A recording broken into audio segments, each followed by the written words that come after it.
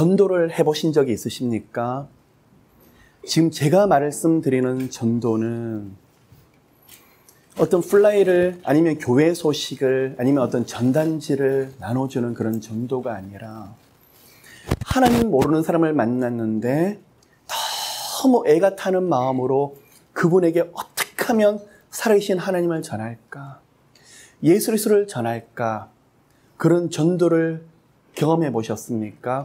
아마 많은 분들이 예라고 대답하시는 경우가 있을 것입니다.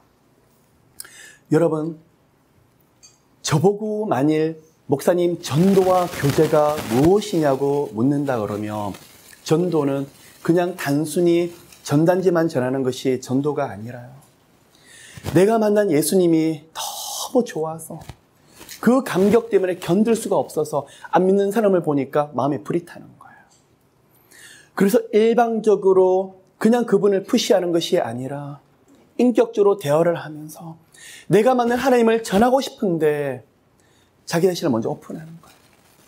내가 이러이러한 사람이었고 이런 아픔이 있는데 또 하나님이 이렇게 나를 만나주셔서 내가 이렇게 변했고 내 삶 가운데 하나님이 이렇게 찾아오셔서 이런 일들을 행해 주셨습니다. 그 가운데 복음을 전하는데 그 복음을 통해서 내가 만난 예수 그리스도의 깊은 감격에 안 믿는 사람에게 전해지는 거예요. 오늘날은 말을 하다가 튕겨나와요. 그래서요, 어쩌라고요? 마음에 막 불이 타는 거예요. 하나님, 내가 옛날에 저랬었죠. 저렇게 마음이 강팍할 때 우리 하나님이 저를 만나주셨는데 저분이 똑같이 마음이 강팍해요. 돌아가는데 그분에 대한 그 마음도 여전히 남아있지만 하나님, 나처럼 이렇게 강팍한 사람을 이렇게 만나주셔서 그렇게 오랫동안 기다려주셨죠. 나 주님의 사람 만들어주시려고 그렇게 오래 기다려주셨죠. 전도를 전하는데 복음을 전하고 그 감격을 전하는데 누가 은혜를 받죠? 제가요. 돌아가는 발걸음 속에서 어떨 때는 왜 이게 안 믿어지는 것이지? 왜 복음을 이렇게 쉽게 받아들이지 않지? 그런데 어느 순간에 가보니까 믿어지는 제 자신이 하나님의 큰 은혜를 이미 누리고 있는 거예요. 여러분, 전도를 하나님을 위한 봉사라고 생각하지 마십시오. 하나님을 위한 헌신이라고 생각하지 마시고 내가 만난 예수님이 그 감격이 너무 흘러넘쳐서 안 믿는 사람 보니까 마음이 타서 못 견디는 거예요.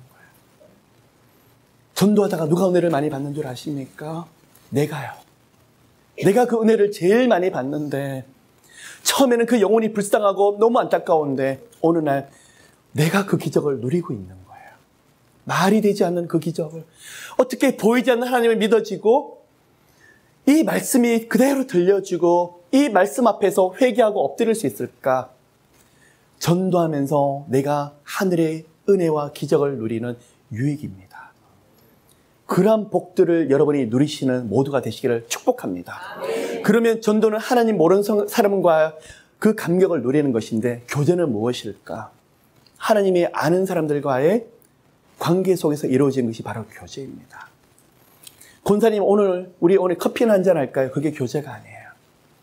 장로님, 오늘 우리가 우리 모임에서 골프를 치러 갈까요? 그게 교제가 아니에요. 진정한 예수 그리스도의 교제는 무엇이냐 그러면 오늘날 왜 저분이 저렇게 힘드시지? 왜 우리 집사님이 저렇게 힘들어 하시지? 얼굴이 어두워. 깊이 기도를 하다가 만났는데 실은 제게 이런 아픔이 있어요. 말을 하는데 손을 꽉 잡아주면서 내가 만난 그 감격과 그 은혜를 나누는데 그분이 마음이 열리기 시작하는 거예요. 장로님도 그런 시간이 있으셨어요? 그렇게 아프셨어요? 그렇게 힘드셨단 말이에요. 그런데 거기서 위로를 받고 그 영혼이 일어나는 거예요. 그 안에 누가 있는 것이죠? 예수 그리스도가 있는 거예요. 만나서 음식도 먹을 수가 있고 야외로 나가서 골프를 칠 수도 있는데 대화 내용이 전혀 달라요. 예수 이야기가 있어요. 그 안에 감격이 있어요. 함께 바닷가를 나갈 수도 있는데 그 안에 예수 이야기를 하는데 눈물이 흘러요. 몇 시간 같이 있으면서 오늘 제가 함께 하면서 제가 깨닫는 것이 있는데 다시 하나님께로 돌아가야 되겠어요. 내가 이렇게 방황하는데 나 혼자 손해인 것 같아요. 다시 주께 돌아가서 내가 주님 붙잡아야 되겠어요. 그게 바로 진정한 교제예요. 여러분 가운데에서 그런 전도와 그런 교제의 삶들이 흘러넘치시기를요. 인위적으로 하는 것이 아니에요. 여러분, 예수 그리스도의 뜨거운 감격만 있으면 여러분 주변에 계속 사람들을 붙여주실 거예요. 어떤 사람은 믿는 사람이 있는데 낙심하고 좌절하는 사람, 여러분을 통해서 영혼들이 일어나요. 꼭 가르치는 것이 아니에요. 그 사람에게 푸시하는 것이 아니에요. 내가 만난 예수를 전하는데, 밥을 먹으면서도 커피 한 잔을 마시면서도 우리 하나님이 이렇게 하셨어요. 나 같은 사람이 이렇게 하셨어요.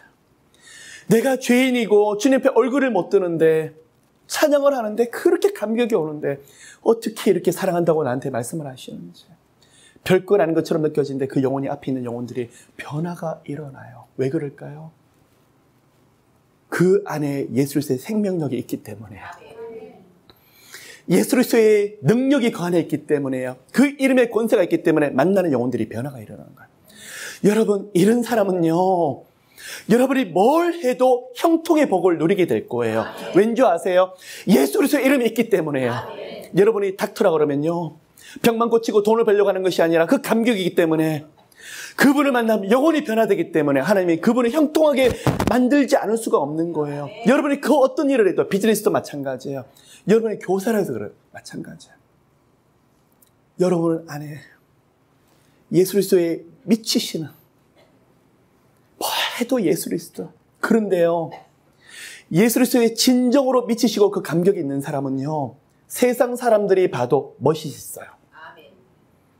지혜가 있어요. 분별이 있어요. 통찰이 있어요. 무모하지가 않아요. 무대뽀처럼 믿질 않아요. 자기 고집대로 믿질 않아요. 참 멋있다. 하나님을 모르는 사람에 대해도 어떻게 저렇게 지혜로운 말들이 나올까? 어떻게 저렇게 사람을 세워줄까? 그리고 자기가 믿는 하나님을 하는데도 저렇게 무대뽀처럼 밀어붙이는 것이 아니라 인격적으로 예의를 갖출까? 뭘까요? 우리 하나님 믿는 사람은요, 요셉이 그랬어요. 왕 앞에 섰는데 방백들이 인정을 해요. 다윗들도 그랬었어요. 모든 주변의 사람들이 인정을 해요. 사무엘도 그랬었어요. 여러분, 하나님 앞에 깊이 나가는 사람은 광신도가 아니라 믿는 사람 가운데서는 그 안에 교제 가운데 중심에 서게 될 것이며, 안 믿는 사람은 무슨 일이 생길 때마다 여러분을 먼저 찾는 그런 하늘의 큰 복을 누리게 될 것입니다. 2018년도는 이런 복들이 여러분 가운데 크게 흘러넘치시기를 예수 이름으로 축복합니다. 오늘 사무엘상